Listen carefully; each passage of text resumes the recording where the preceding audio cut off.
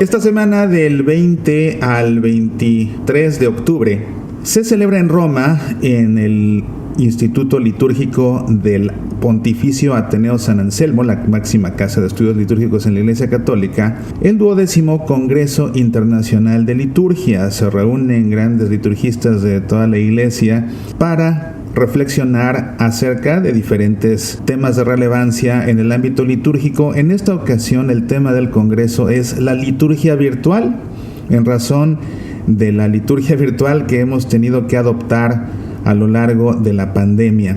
De manera que se está enfocando este tema a través de 3 ciclos de conferencias. El de hoy tuvo que ver con los aspectos antropológicos y filosóficos. Mañana nos ocuparemos de los aspectos históricos y concluiremos con los aspectos litúrgicos y pastorales. Yo estoy participando en este congreso y las ponencias de este primer día tuvieron por título Homo Adorans en tiempos de digitalización, perspectivas teológicas sobre una antropología litúrgica para el futuro. La dictó el profesor Joris Geldof de la Unidad de Investigación de Teología Pastoral y Empírica de la Universidad de Louvain.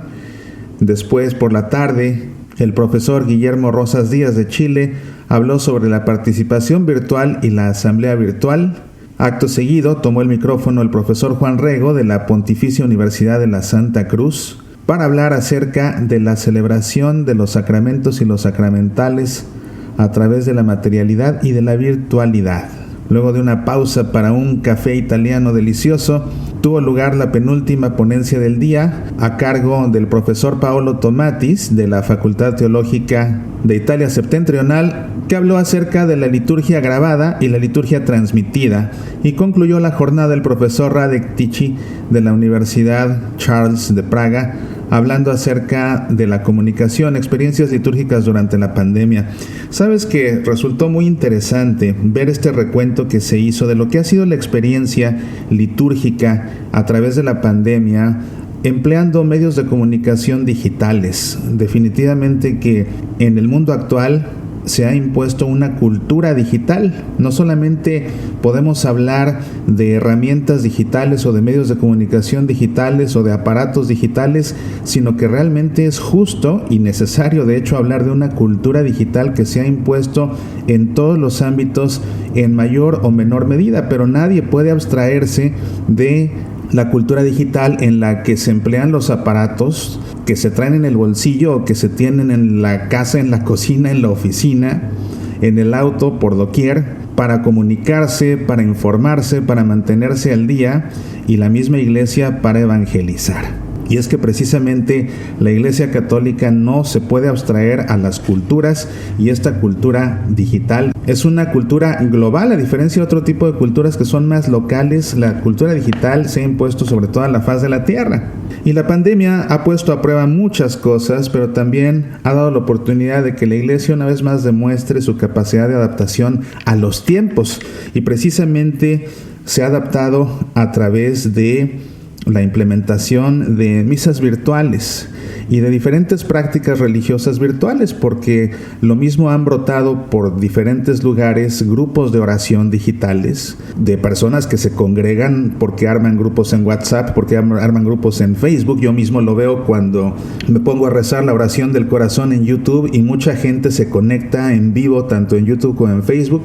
Y fíjate que algo interesante es que de los aspectos positivos que esta pandemia y esta digitalización, mejor dicho, han permitido en la pandemia, es que parte de la cultura digital es que las personas actualmente están acostumbradas o se están acostumbrando, ya les resulta natural, integrarse a grupos de desconocidos, porque hay grupos de diferentes áreas de interés en los que se congregan grupos de desconocidos de diferentes partes del mundo, incluso no se diga también en el ámbito religioso. Por eso es que se forman esos grupos de oración de perfectos desconocidos que se comienzan a conocer a base de participar en estos grupos de oración del rosario, de meditación contemplativa a través del surgimiento de capillas virtuales, grupos que se han formado en las redes sociales también para estudiar juntos el catecismo, para estudiar juntos la Sagrada Escritura, en fin. Y no solamente esto, sino que también este tiempo de pandemia y la digitalización litúrgica nos ha dejado palpar la catolicidad de la Iglesia. Porque bueno, al menos cuando lo tuvimos que hacer virtualmente y los que todavía lo tienen que seguir haciendo virtualmente, ojo, dije los que tienen que seguir, porque vamos a hablar en un momento de el tener que seguir y el más bien haberse ya acostumbrado a la comodidad de la misa virtual. Lo que ha sucedido es que no necesariamente nos conectamos a la misa de nuestra parroquia, nos conectamos a otras misas en otras ciudades, en otras diócesis, en otros países incluso, y el sacerdote celebra la misa ya no únicamente para su pequeña comunidad parroquial, sino también para fieles que se agregan de otras partes incluso del mundo. Y de esa forma esta universalidad, esta catolicidad de la Iglesia se hace patente a través de esta digitalización litúrgica. Es un fenómeno muy interesante y ciertamente muy hermoso. Ahora también esto ha traído la realidad de que la liturgia vuelva a su sitio de origen, que es el hogar, la Domus Ecclesiae, donde comenzó a celebrarse la liturgia la primera, en el cenáculo de una casa, en la última cena de Jesús con los apóstoles. Y a partir de ahí, donde se juntaban los apóstoles a celebrar la fracción del pan con la iglesia naciente, en casas que con el paso del tiempo fueron creciendo para dar cabida a más personas y se fueron adaptando hasta convertirse en las iglesias que empleamos hoy en día. Pero la iglesia original, me refiero al edificio sagrado, eran las casas, y estas liturgias virtuales han vuelto a hacer de las casas, que son la sede de cada pequeña iglesia doméstica, que es la familia, nuevamente una Domus Ecclesiae. Entonces, pues sí, hay que reflexionar acerca de lo que esto implica, porque las misas virtuales llegaron para quedarse, no como un sustituto de la misa nunca, pero sí como un recurso a emplearse en situaciones extraordinarias, como sucede con la pandemia, pero como sucederá en el futuro con las personas enfermas que no puedan asistir a misa, con las personas mayores de edad que tampoco puedan asistir a misa, tal como sucede ya con las misas televisadas, incluso con las misas transmitidas por radio. Pero ciertamente que la digitalización litúrgica exige una seria reflexión crítica de la Iglesia, crítica en el sentido de que esté dispuesta a aceptar y a adaptar lo que sea adaptable y a rechazar lo que no. Todo por el bien de los fieles, porque es importante tener claro que el culto tiene dos propósitos. Uno, adorar a Dios, y el segundo, la santificación del hombre, precisamente. Y así como hay cosas buenas que esta digitalización litúrgica ha traído, lo cierto es que también hay desafíos, y algunos pues que no tienen otra manera de solucionarse más que asistiendo a misa en persona como tiene que ser. Cierto que hay esta catolicidad patente en que nos reunimos de diferentes países a celebrar una misa virtual. Sin embargo, la iglesia real, la comunidad real local, se acaba por fragmentar en múltiples segmentos domésticos, pero ese no es el propósito. Hace falta la interacción física, el desearle la paz al que se sienta al lado, el orar todos juntos a una misma voz. Y fíjate que esto es muy importante, porque la iglesia ora en conjunto a una sola voz, y eso se pierde con las transmisiones digitales. ¿Por qué?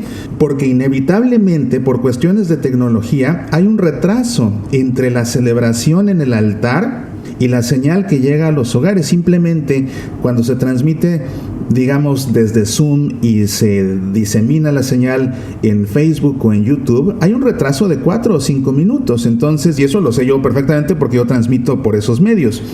Entonces, cuando el sacerdote, por ejemplo, consagra, cuando le llega la señal de la consagración a los fieles, ya pasaron 4 o 5 minutos y ellos están poniéndose de rodillas durante una consagración que no está sucediendo en ese momento, sino que ya pasó antes. Se pierde ese aspecto temporal, te das cuenta, de la misa, porque hay una cuestión asincrónica provocada por la tecnología misma y sus limitaciones. No sucede todo a la velocidad de la luz o como uno quisiera.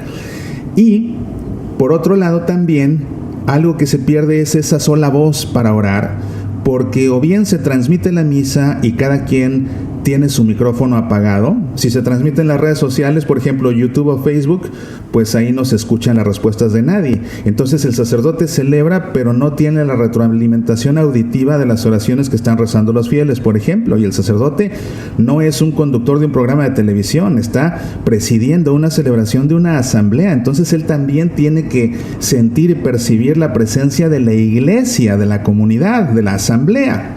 Pero si, por ejemplo, se transmite en un ambiente más cerrado como Zoom, en el que ahí sí puede haber interacción auditiva, todo el mundo sabe lo que pasa cuando se quiere cantar o se quiere rezar todos juntos en Zoom. Hay retrasos, entonces nadie lo hace al mismo tiempo, las voces no se escuchan al mismo tiempo, de manera que la única forma de hacerlo es que todo el mundo apague el micrófono. Y de esa manera la gente, cada quien reza en voz alta o canta en voz alta desde su casa, pero se pierde precisamente esa eclesialidad, esa sensación de grupo que forma una asamblea. Entonces hay cosas que se pierden. Lógicamente lo más importante que se pierde es la comunión con Cristo Jesús. La comunión espiritual, a fin de cuentas, no es la comunión real. Y esto nos tiene que quedar claro. Necesitamos comulgar porque los sacramentos implican sentir a Dios, implican palparlo. Los sacramentos, por definición, son signos sensibles de Cristo invisible que comunican su gracia. De manera que para comulgar se tiene que sentir. Con el sentido del gusto tenemos que degustar la Santa Hostia consagrada. La comunión espiritual no lo permite. Necesitamos encontrarnos con ese Cristo, Eucaristía, donde está su presencia real, para poder sentirla.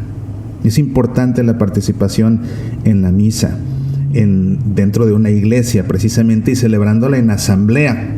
Es la razón por la que no se debe caer en la mala costumbre de que pues ya estamos acostumbrados a la misa virtual, ya abrieron otra vez las iglesias, aunque haya un número limitado de fieles que pueden asistir, pero ya está abierta, y como el obispo no ha retirado la dispensa de no asistir a misa el domingo, pues nos seguimos quedando en casa cómodamente, por comodidad, no por otra cosa, sino por comodidad. Eso no está bien.